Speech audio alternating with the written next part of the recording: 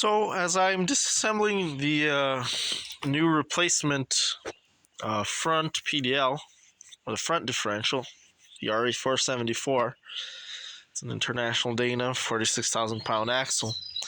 I've noticed that the shaft here is worn. It's actually been rubbing on something. So as you can see, here it's normal, and then here there's obvious wear on the shaft.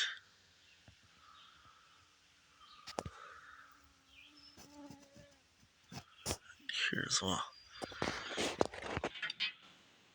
And then when I removed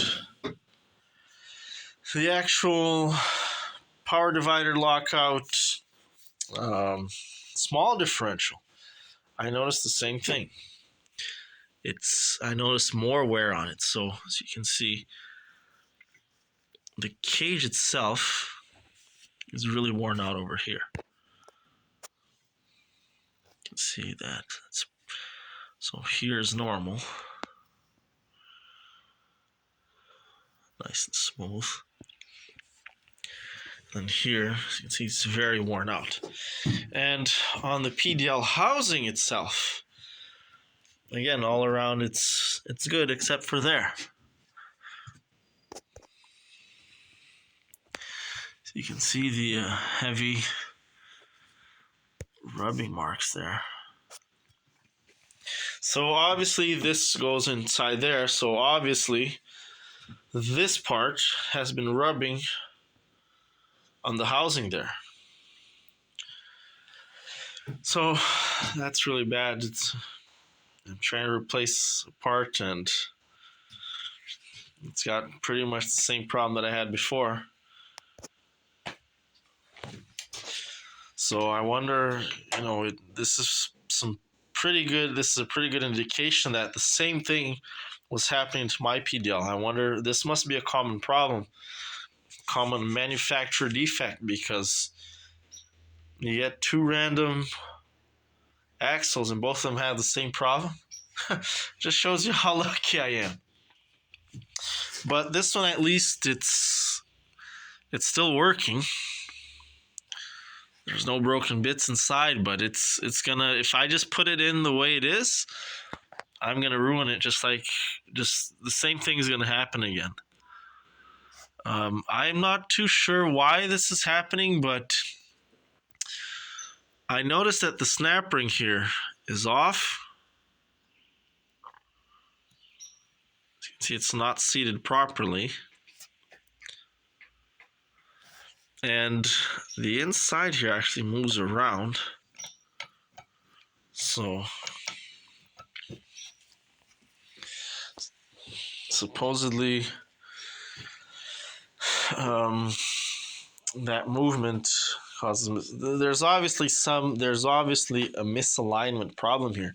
Something is forcing the whole thing, the whole axle, this whole PDL part,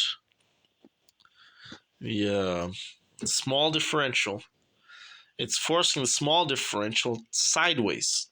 So this here would be top because there's the filler plug, and this here is the side, so it's forcing it to the side for some reason. And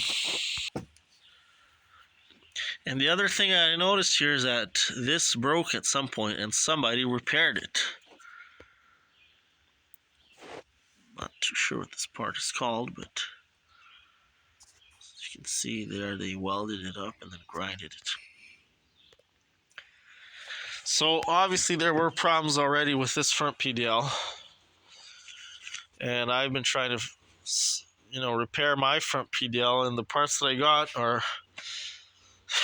have the same problem. Fuck.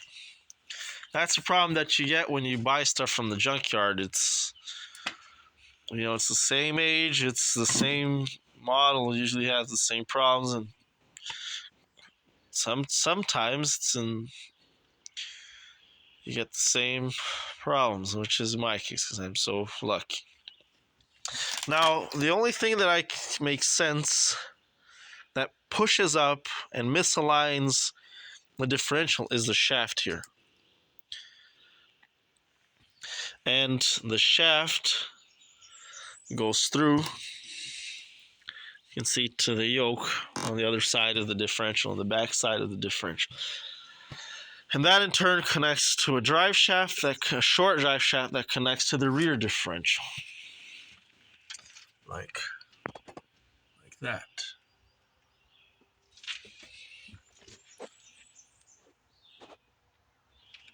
So what I'm thinking is that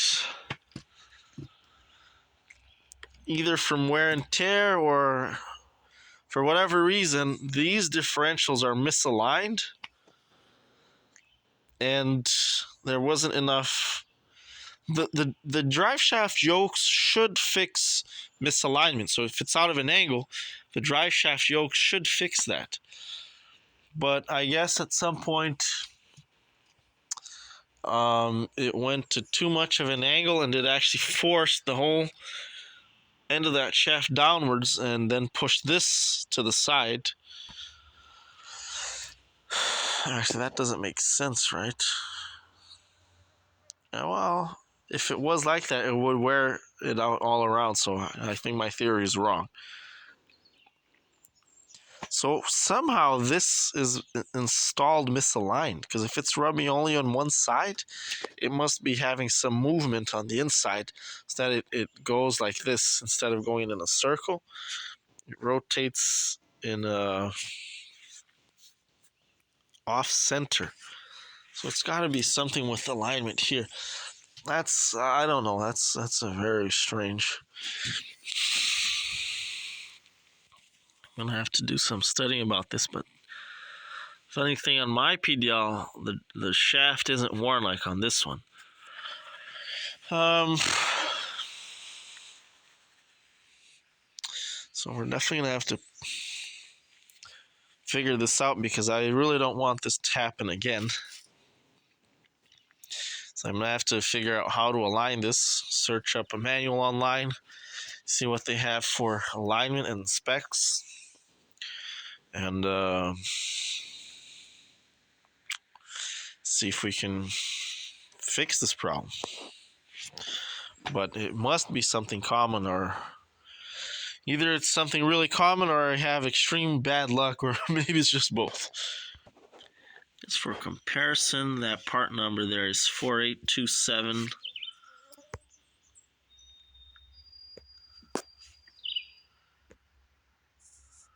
83K1. So it's a different part number than the other one.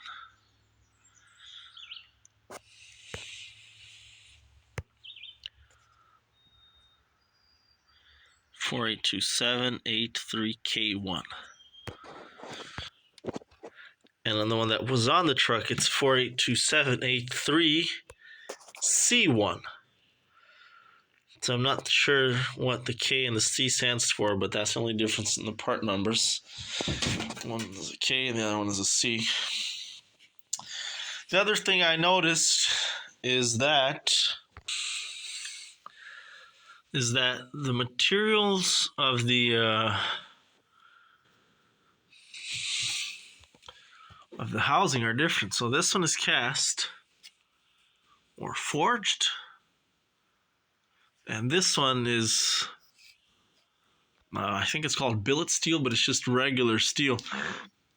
But it's obviously received some sort of temper or heat that it's discolored like that. Oh man. So the bearing face here is actually worn. So this is the old one. Originally on the truck. So you can see the bearing face looks like it's brand new. And this one is all pitted and fucked up. Look at that big dent there.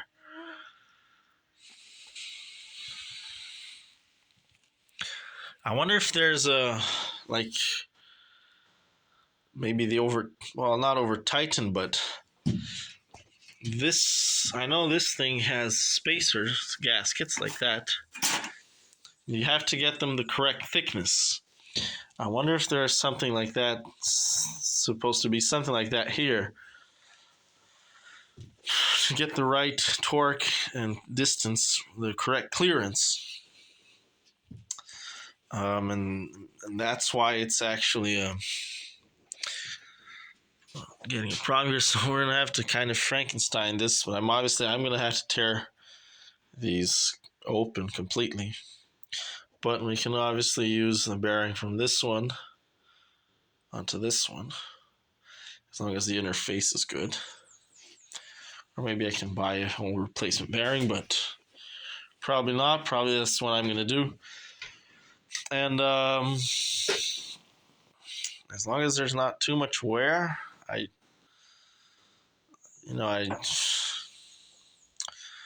just need this truck to get going, and if I can, use it, if it lasts enough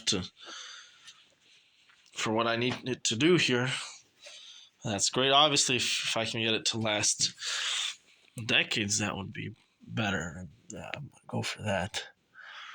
But if we don't have that ability, we'll just have to do what I can with what I have, and then further down the line, I'll actually just rebuild it again with more time and resources. But yeah, I wonder if they actually replaced some of these parts, and somebody's obviously been into that PDL before, because as you've seen, it was welded, like that casting housing there was welded, so it actually broke or cracked, so something really bad happened to it, and people repaired it. So obviously somebody's been through this kind of problem before. I'm still trying to figure out exactly how this works. I'm not too sure yet, but I know the differential gears are actually inside this, and so that through shaft, that big drive shaft, or like an axle, it actually splines directly onto the other yoke. So obviously, the first thing that I'm sure is that the drive shaft is directly splined to the rear drive shaft. So whatever happens, whatever PDL problem we have,